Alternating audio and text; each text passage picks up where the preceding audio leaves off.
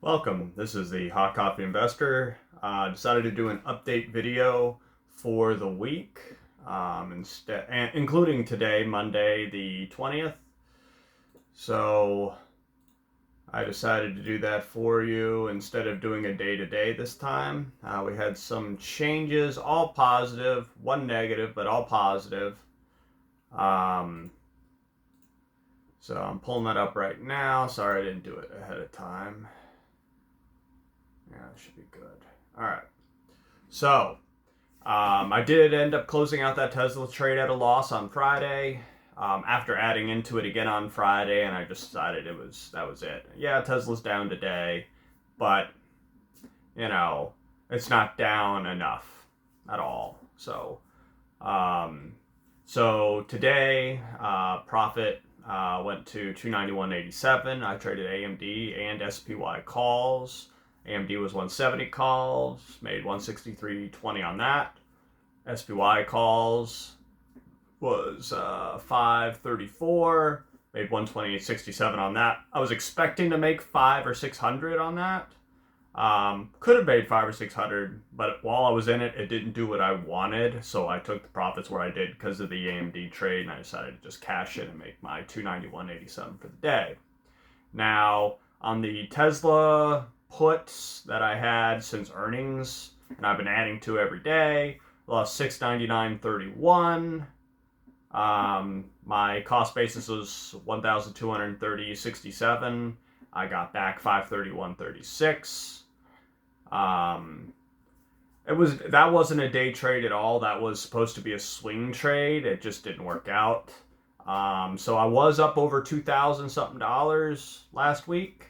Ended up being about 1,600 something dollars, but including today, we're looking at $1,971.13 since last Monday.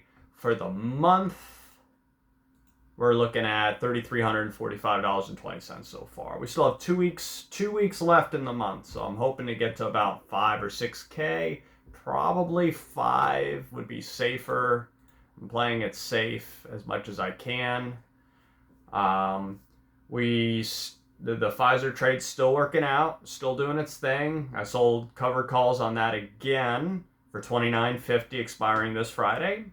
I sold covered calls on Intel for $34, so I raised it up a bit, expiring this Friday. And I sold cover calls on SoFi again for the same price, $7.50, expiring this Friday. I don't expect Intel to hit $34, but it could get a push from Nvidia, but I'm not really expecting that. It might get a small push, not much of a push, but a small push from Nvidia. Or it could tank beyond words, on Nvidia's earnings. They're both chip makers, essentially. Even though Nvidia doesn't make their own chips, and Intel does, Nvidia doesn't manufacture anything. I want people to keep that in mind. Intel manufactures their own stuff. Other than that, I don't really have any new trades. I was just trading AMD and SPY all week. I guess I could pull up the week for you. Give me 1 second. So we can break it down specifically just to the week, not including today. So for AMD, it looks like AMD trades paid us about, let me pull up AMD. Pulled up $1,247.40. That was last week. SPY made us $349.77 last week. Only did one trade, I think, on that. Maybe two. I think two, actually. And Tesla, well, like I said, it was negative 699.31. I was willing to take the loss. It would have actually been lower had I not added any more. I added 5 more into a downward move, and then that was the bottom of the downward move. So that's considered a loss. I took the loss, and I still ended up with a $1,600 something week. Let's just go. Let's remove it so I can give you the total number. $1,679.26 last week, and then if you include today,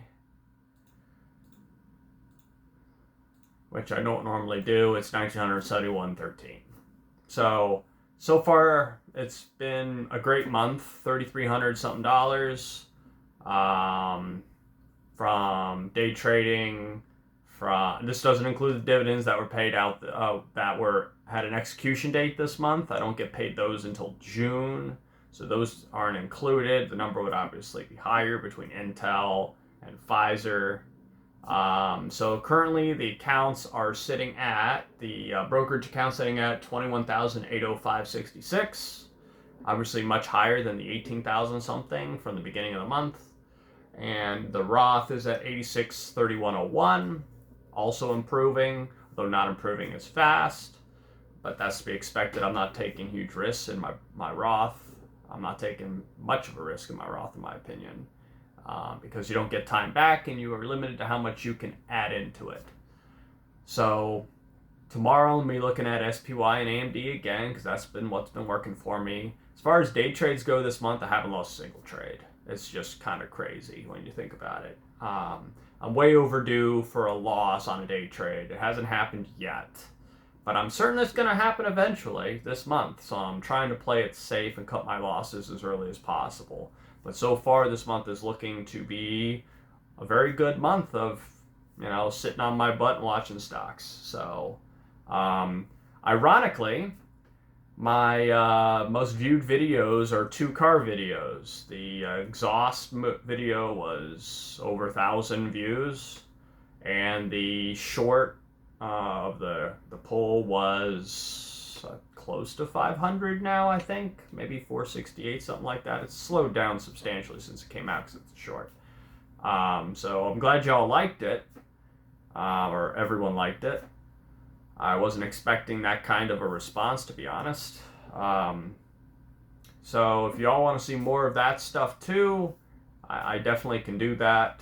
It's supposed to be a channel where people learn, although not through financial advice, but from what I'm doing.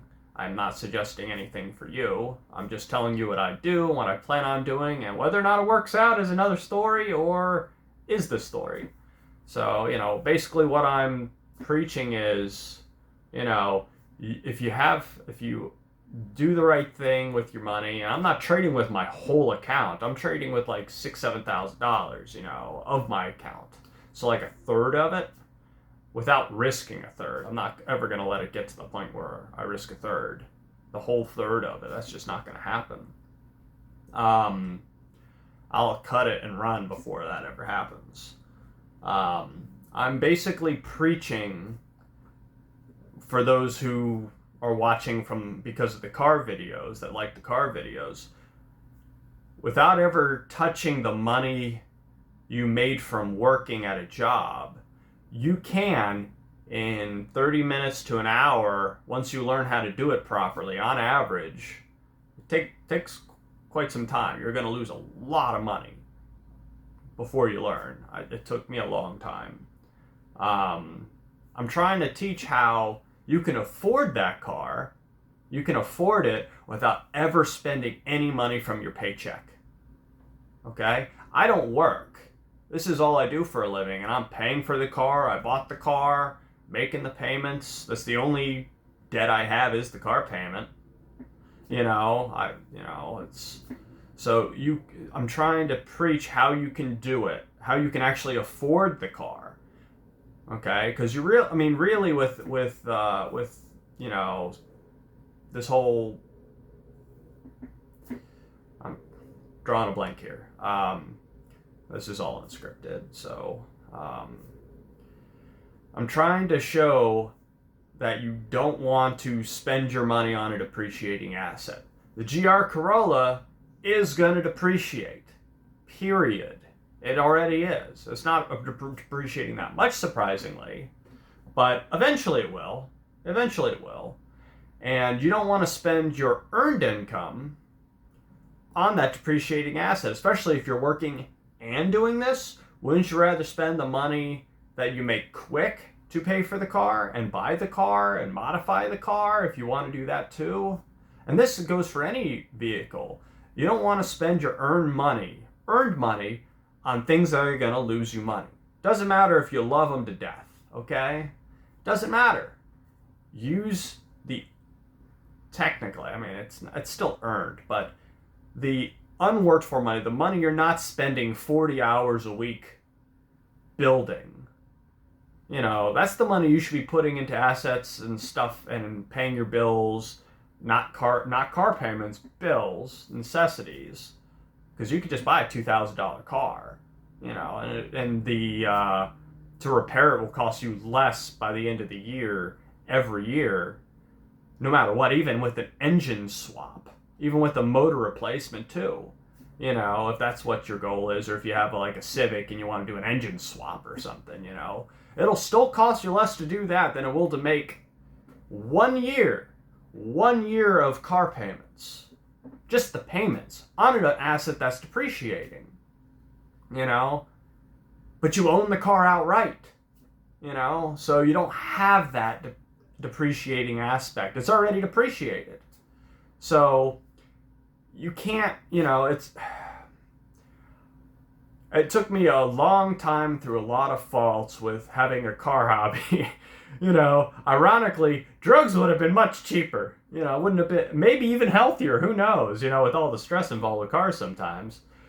I've spent so much money on buying cars, modifying cars. Ironically, I made all the right choices for the most part, as far as value goes. Because had I just held on to them all and paid them, and just held on to them all and just kept buying more and more cars, I would have tripled to quadrupled my money, if not more. My RB Power 240SX that I bought in 2005, I paid $850 for that thing. Who knows what that would have been worth now? I think they're going for like 15, 20K. And mine was right-hand drive, 50mm wide body, everything that you could want was done right. I had a turboed Volkswagen Rabbit. I had one of the first ones. I still say I had the first one, but someone posted into Eurotuner magazine before I did. But technically, mine was done first. Mine was done first. My STI, the Terminator Cobra, the Viper truck. That truck did nothing until COVID, and then it was a $60,000 truck. That thing stayed flat though the whole time. But I bought that when gas was like $4.50 a gallon. I know we're getting close now. And that truck was getting like 4 miles per gallon, so I was spending $1 a mile to drive that thing around.